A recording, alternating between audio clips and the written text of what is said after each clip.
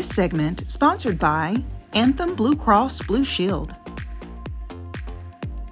It's time to address the healthcare affordability challenge head on. As healthcare costs rise in Indiana, people are faced with tough decisions, and families may be delaying or skipping care because of those cost concerns. And joining me today is Beth Keyser, who is the West Region President for Anthem Blue Cross and Blue Shield, and she is going to share why healthcare costs keep climbing. Hi, Beth.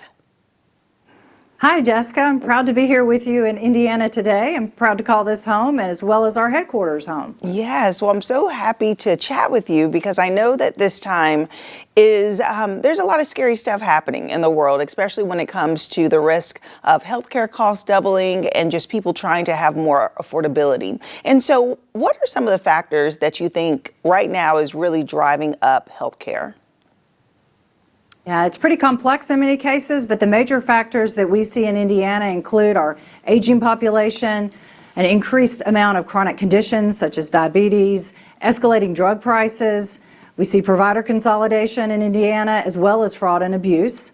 And we have ongoing legislative changes, and some of those are pushing health insurance to unsustainable levels for many families. Yes, and you talked about the consolidation aspect of it. How does that directly impact the consumers in Indiana that's trying to purchase this health care? Yes, in some cases, not all, but when providers come together, oftentimes it leaves members with less choice and actually more expensive cost. So at Anthem Blue Cross and Blue Shield, we try to address that with affordability strategies, such as offering plans that have multiple high-quality providers for members so that it does give them choice. And then we also do things like use AI to help us to look for irregular billing and fraudulent services waste. And we do that through looking at things such as phantom billing, which means looking at services that were never provided. It also helps us better understand if someone's been double billed or if someone's been upcoded, that is, they've been charged for a pricier service than what they received. So we use strategies like that to address the affordability. And as we think about the involvement with the state and federal level, I'm almost wondering, what do you think are ways that they could really support this initiative to help to drive down the cost? Yeah, so unaffordable health care in Indiana means inaccessible health care in Indiana. So it's key that we address that. And one of the, some of the legislation that we've been supportive of, and we still remain supportive of, we know we need to tweak. And so I'll use the No Surprises Act as an example. It's legislation that we support. However, there's been some unintended consequences and some fraud and waste around that.